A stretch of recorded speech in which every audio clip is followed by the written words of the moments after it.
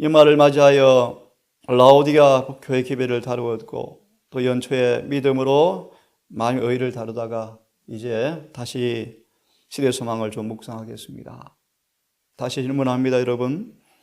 여러분 속에 영세의 소망이, 영광의 소망이 선명하게 영혼의 성소 안에 자리하고 있습니까? 골로새 1장의 말씀처럼 확실한 사진 한 장,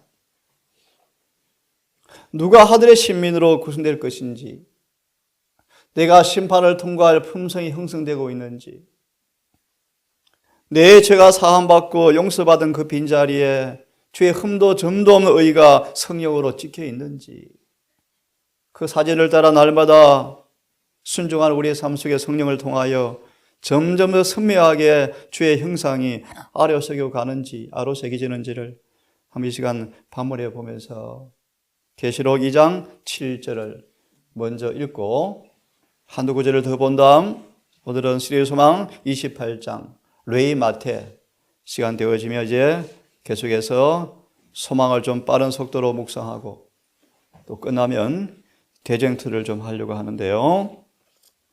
하나님의 엄청난 부르심,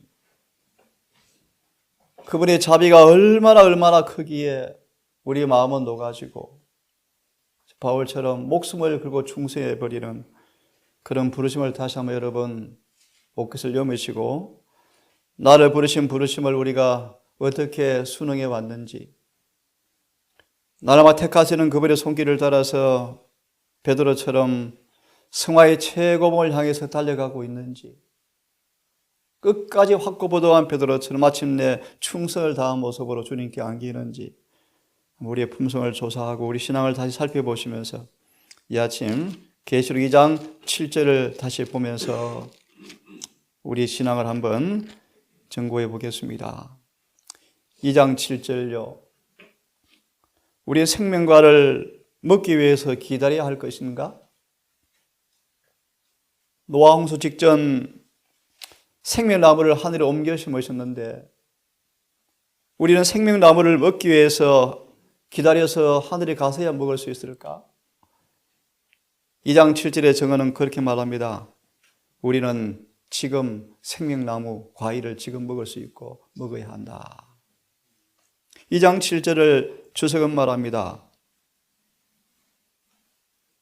두 번째 문단 보시면 성령과의 교통으로 말미암아 신자가 진리의 핵심을 붙잡아 그것을 개인적으로 적용시킬 수 있을 때 그는 하늘에서 내려온 떡을 먹는 것이다. 진리가 성령의 감동으로 성령의 역사를 따라서 진리가 이해되어지고 실천되어지지 아니하면 진리는 우리에게 아무런 효력이 없습니다.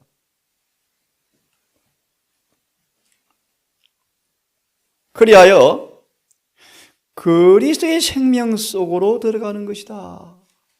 로마서 6장 3절의 말씀, 새 생명 가운데 행하게 하려 함이라.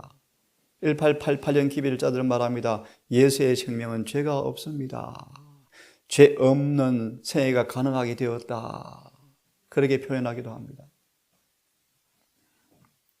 그런 죄 많은 인류를 위하여 치르신 희생을 감사하게 된다. 하나님으로부터 온 지식은 생명의 떡이다. 만국을 치료하기 위해서 있는 생명나무 잎사귀다. 진시황이 이 불로초를 구하려고 했던 거 들어보셨죠, 여러분?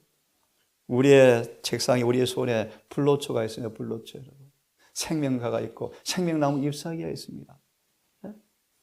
66건의 생명나무 이파리 하나하나 약효가 다 달라요. 약효가요. 창세기 약효가 다르고 마태복음 약효가 다르고요. 만병을 치료하는 약효가 66건 이파리에 다 달려 있습니다. 여러분. 성경은 각각 쓰임새가 따로 있습니다. 그죠? 여러분, 이 여러 약방에 차려진 66건의 이 약초를요, 만국을 소성시키는 잎사귀를요 꼭 씹어 드셔서 성령을 통하여 우리 안에 주의 생명이 흘러 들어오는 경험을, 그것이 구원이죠. 그리스도의 말씀을 믿고 실천하면 영적 생활의 흐름은 영혼을 전율케 한다. 진리가 널리 이런 모습으로 아침마다 여러분 매일의 경건의 삶마다 진리가 이렇게 역동시키는 힘으로 와닿기를 정말 간절히 바랍니다. 이렇게 해서 우리는 그리스도와 하나가 되는 것이다. 이것이 구원이죠. 약하고 힘이 없는 자의 경험은 강화된다. 비겁했던 마가 요한이, 그래서 바나바가 바울과 다투었지만 이 요한이 얼마나 신실한 종으로 바뀝니까? 우리는 모든 진리를 예수의 생명처럼 받아들여야 한다. 진리는 모든 들어오는 것에서 우리를 정하게 해주고, 이것이 진리죠. 로마 3장 31절, 왜 믿음으로 말미암아 의가 진리입니까? 왜 믿음으로 말미암아 의가 하나님께로부터 거룩한 신임장을 왜 가지고 있습니까? 그 진리는 우리를 거룩하게 변화시키기 때문에 거룩한 신임장이 있죠.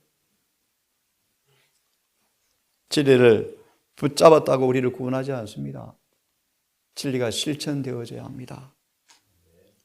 결과로 영혼이 정하게 되어지고 그리스도께서 임재할 수 있도록 영혼을 준비시킨다. 이렇게 해서 우리는 그리스도 곧 영광의 소망이 이루어진다. 계시록 7장 한 구절을 더 보겠습니다. 그러므로 7장 4절에서 17절에 주석을 바라봅니다. 7장 4절 17절을 이렇게 인용합니다. 14만 4천 가운데 들도록 힘써 노력하자.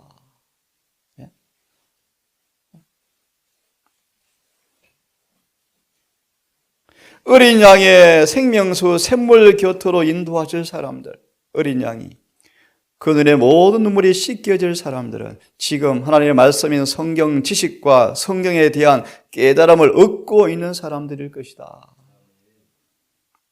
인간을 모방하지 말아야 한다. 인간이 아무리 훌륭하다 할지라도 우리의 표준이 될 만큼 훌륭한 사람은 없다. 우리는 온전히 의롭고 온전히 거룩하신 예수 그리스도를 바라보아야 하고 믿음의 주 온전케 하신 그분만을 바라보아야 한다. 그분은 인간의 모본이시다. 그의 경험은 우리가 얻어야 할 경험의 척도이다. 그의 품성이 우리의 귀감이다. 그렇다면 이 세상의 난처한 일들과 어려움을 마음에서 벗어버리고 그분께 마음을 고정시키라.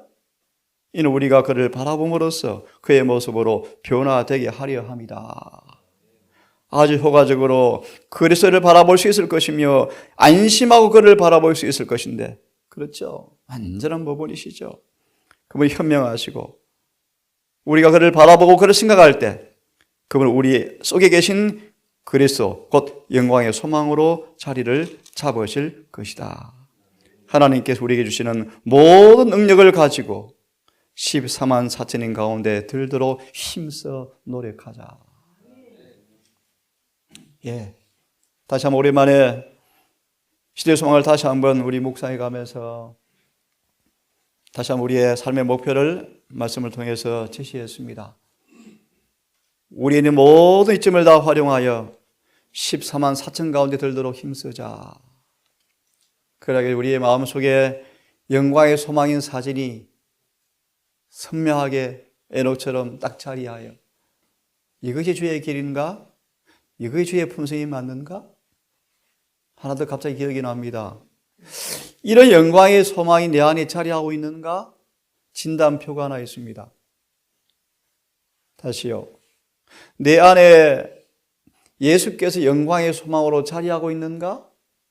진단하는 표가 하나 있습니다. 그것이 요한복음 13장 34절에 나오는 말씀인데요. 예수께서 사랑하시는 것처럼 사랑하고 있는 사람들은 영광의 소망이 자리한 신임장을 가지고 있는 사람들이다. 이동산이 다시 한번 잃어버리는 그 첫사랑이 우리 모두에게 회복되어지고 성령의 기름을 통하여 더 길러져서 이곳이 정말 진리가 보관돼 실천되어진 정인들이 사는 곳이 되기를 간절히 바랍니다. 시대의 소망 28장 꽤 오랜 시간이 지났습니다. 시대의 소망, 모든 세대들의 소망이었죠. 요한복음 4장에 그가 오시면, 사마리아 여인의 소망의 모습이었죠. 그가 오시면, 라헬이 자식이 없어서 울부짖는 그에게 위로하리라 라는 자식이 안겨진 것처럼 예수님만이 우리의 시대의 소망이죠. 구원의 소망이죠. 인류의 소망이죠. 이분이 다시 소망의 말씀을 통하여 그분의 품성이 더 깊이 읽혀지고 알려져서 여러분 속에 에녹처럼 늘 주님의 의의를 앞에 두고 살아가는 지혜를 얻기를 바라면서 레위 마태를 이제 다시 시작하려고 합니다. 레위 마태, 이건 아무도 알 수 없지만 추측합니다. 아마 레위 지파였나 보다. 레위는 연합을 상징하고 마태는 하나님의 선물의 의미를 가지고 있습니다. 이 아름다운 이름을 가진 레위 마태가 본문을 보시면 가장 천대받는 원흉인 모습, 남의 희생을 이용하여 착취하는 치부자, 국가의 명예를 배신하는 배신자, 가장 비열한 계층의 사람이 레위 마태였다. 여러분, 이런 취급받고 살아보셨습니까? 아마 잘은 모르지만 레위 마태의 마음 속에 어떤 갈등이 있었을까? 민족의 원흉, 국가의 배신자, 교회의 배신자, 압제 속에 고통하는 백성들을 이용해서 치부하는 착취자, 미움받는 대표적인 계급으로 있던 사람이 레위 마태였습니다. 이 레위 마태가 참으로 은혜죠. 내 제자를 부른 다음 주님께서 직접 부르신 사람이었습니다. 바리새인들은 마태를 직업에 따라 판단했다. 하지만 예수께서는 사람의 마음이 진리를 받아들이기 위해서 열려 있는지를 아신 예수님께서 마태는 구제의 가르침을 쭉 들어온 것 같아요. 그죠? 귀를 기울였다. 그리하여 자각시키는 성령께서 마태의 죄를 드러내었을 때 마태는 예수님께 도움을 구하고 싶은 마음이 있었다. 갈망했다. 하지만 랍비들의 배척에 익숙해져 있었으므로 이 크신 교사도 자기를 그렇게 할 거라고 생각하고 생각조차 하지 않았다. 어느 날 세간에서 또 세무일을 하고 있죠. 마태는 예수께서 오는 것을 보았고 그때 예수께서 마태를 바라보면서 나를 쫓으라 하신 말씀을 듣고 매우 놀랐다. 예수님의 부르심이요 부르심. 마태야 나를 쫓으라. 참 놀라운 말씀입니다. 마태는 모든 것을 버리고 일어나 쫓았다. 마태의 마음은 주저함이나 의심도 없었고 이익이 남는 사업이 가난과 곤란으로 바꾸어지리라는 생각도 하지 않았다. 아브라함과 똑같죠. 예수님과 함께 있어서 그분의 말씀을 듣고 그분의 사업에서 그분과 연합할 수 있다는 것으로 충분하였다. 오늘 이 본문의 말씀을 중심으로 두 목자를 한번 소개해 드릴 마음이 있습니다. 참 목자이신 주의 모습과 거짓 목사들의 모습을 좀 보겠습니다. 예레미야 23장 1절을 보겠습니다. 예레미야 23장 1절을 보시면 나 여호와가 말하노라 내 목장의 양무리를 멸하며 흩는 목자에게 화 있을진저 양을 흩어버리는 목자가 있다. 예레미야 23장 1절을 보시면 1절을 좀 보겠습니다. 이 레위 마태는 사단에게 짓밟힌 상처받은 죽어가는 영혼이었죠. 한 마리 잃어버린 양이었죠. 잃어버린 걸 자기가 알았습니다. 그죠? 얼마나 괴롭게 살았을까요? 근데 본문의 말씀을 유추해 보면 성전에 가서 도움을 좀 받고 싶은데 늘 뭐요? 패척을 당했다. 양을 흩어지게 하는 목자들. 참 바리새인들이, 사내들 회원들이, 그 당시 제사장들이 그랬죠. 자신들의 죄로 죄인을 가려주면서 경건한 척하는 사람들이 있다. 그들은 하나님의 계명을 무시하고 사람의 유전을 쫓으며 하나님의 율법을 무효하며 배들을 조장한다. 그들의 변명은 약하고 힘이 없으며 자신들과 다른 사람들의 영혼을 파멸에 이르게 하는 사람들인데, 양무리의 목자일을 맡은 사람들이 가장 무슨 심판이 내려질 것인데, 목자일을 떠맡은 사람들 위해 가장 무슨 심판이 내려질 것이다. 왜냐하면 그들이 백성들에게 진리 대신에 우화를 가르치기 때문이다. 자녀들이 일어나서 부모들을 저주할 때가 온다.